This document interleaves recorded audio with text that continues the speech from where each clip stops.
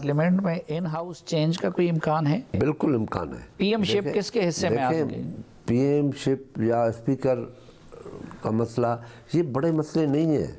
ये अगर PM ship का मसला आया ना तो नून कहेगी पीपल्स पार्टी ले, पीपल्स पार्टी कहेगी नून ले। पीपल्स पार्टी और नून लीग का वजारत उज़्मा पर कोई झगड़ा नहीं होगा। पीपल्स पार्टी नून लीग को और नून लीग पीपल्स पार्टी को वजारत उज़्मा लेने का कहेगी। पीपल्स पार्टी के रहनुमा खुर्शीद शाह की प्रोग्राम जिरगा में पेश गोई। ये भी कहा कि पीडीएम पार्लियामेंट से इस्तीफे देगी और ना पीपल्स पार्टी। इन हाउस तब्दीली का इम्कान है।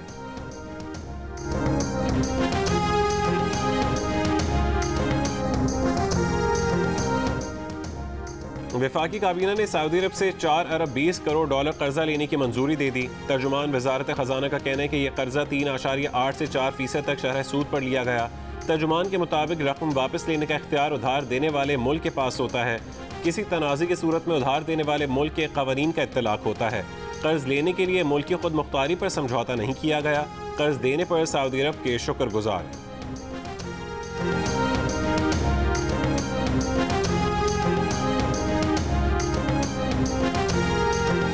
नोट लो वोट दो। लाहौर के हल्का N133 की इंतखाबी जंग सोशल मीडिया पर आ गई। ज़िमनी इंतखाब में मुबैना तौर पर वोट खरीदे जाने की वीडियोज़ वायरल हो गईं। वोटर से कुरान पर हाथ रखवाकर 5 दिसंबर को नून लीग को वोट देने का हलफ लिया जा रहा है। बदले में 2-2 हज़ार रुपये दिए जा रहे हैं। एक और वीडियो में पीपल्स पार्टी के झंडे नजर आ रहे हैं। तीसरी वीडियो में लोग पैसे ना मिलने पर शिकवे भी कर रहे हैं। मुस्लिम लीग नून और पीपल्स पार्टी ने एक दूसरे पर वोट खरीदने के इल्जामात लगा दिए। इलेक्शन कमीशन ने वीडियो का नोटिस ले लिया।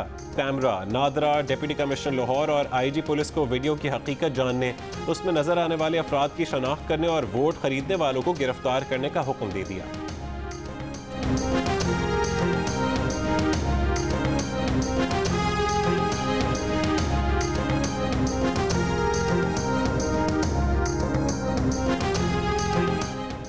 नून लीग के कारकुन मोहम्मद आरिफ का पीको रोड और मिल्लत रोड के इलाकों में पीपल्स पार्टी उम्मीदवार पर फी वोटर 2000 रुपये अदायगी का इल्ज़ाम। नून लीग के लिए मुबैना तौर पर वोट खरीदे जाने की वीडियो पर नून लीग की रहनुमा अली परवेज़ मलिक ने कहा कि पीपल्स पार्टी ने जाली वीडियो बनाकर नून लीग के खिलाफ मुहिम चलाने की कोशिश की। पीपल्स पार्टी के शहजाद चीमा का कहना है कि दोनों जमातों की तरफ से वीडियोस वायरल हो रही हैं। ये हथकंडे इलेक्शन खराब करने के लिए किए जा रहे हैं। पार्टी ने ऐसी कोई हिदायत जारी नहीं की। N133 में ज़िमनी इंतखाब 5 दिसंबर को होना है। ये नशिस्त नून लीग के परवेज़ मलिक के इंतकाल की वजह से खाली हुई। नून लीग की उम्मीदवार बेगम शाइस्ता परवेज़ मलिक हैं। उनका मुकाबला पीपल्स पार्टी के असलम गिल से है। तहरीक इंसाफ के उम्मीदवार जमशेद इकबाल चीमा मुकाबले से आउट हो चुके हैं।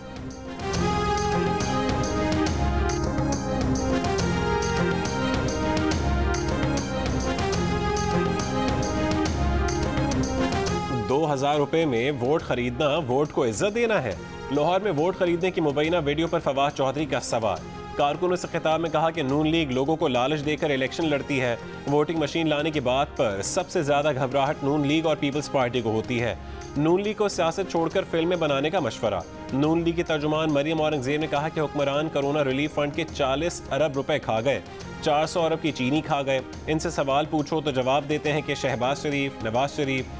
पीपल्स पार्टी के मुर्तज़ा वहाब ने कहा कि फवाद चौधरी के ख्वाब में हमेशा छीछड़े आते हैं। सेलेक्टेड हुकूमत कब तक अपनी नाअहली का कीचड़ दूसरों पर डालती रहेगी।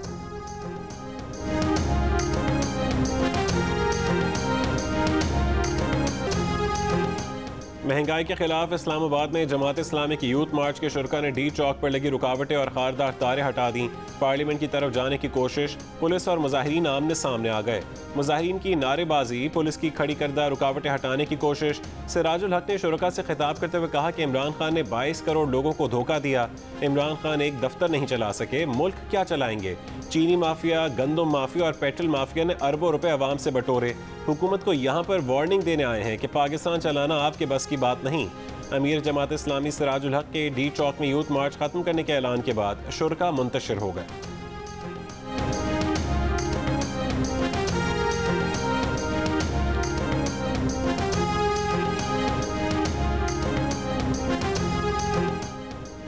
MQM का सिंध हुकूमत के लाए गए बल्दियाती तरमीमी बिल के खिलाफ अदालत जाने का ऐलान।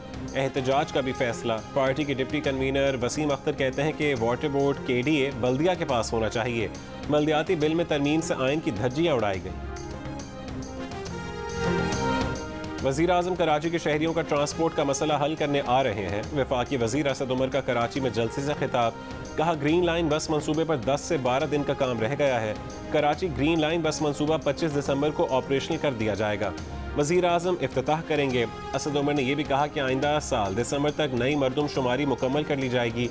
कराची में मरदमशुमारी इंसाफ के साथ कराई जाएगी।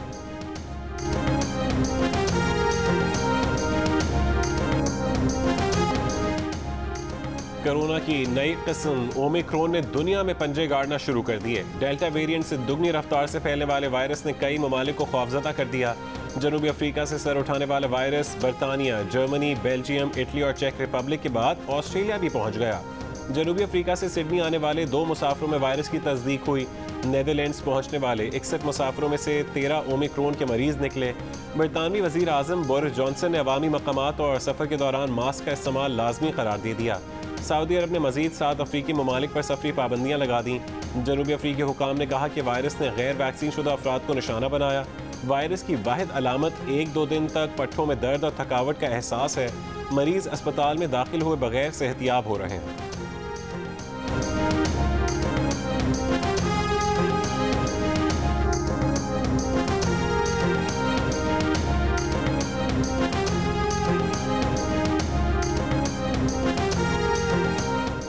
कोरोना वेरिएंट ओमिक्रॉन के पेश नज़र सिंध में कोरोना वैक्सीन की बूस्टर डोज को लाजमी करने का असूली फैसला।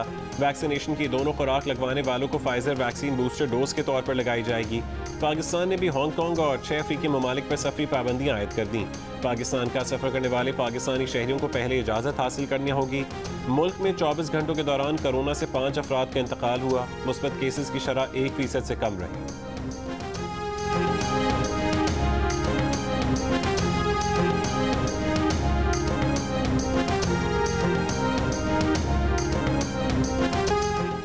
जूनियर हॉकी वर्ल्ड कप के ग्रुप के आखिरी मैच में पाकिस्तान को अर्जेंटीना के खिलाफ 4-3 से शिकस्त, क्वार्टर फाइनल की दौड़ से बाहर हो गया।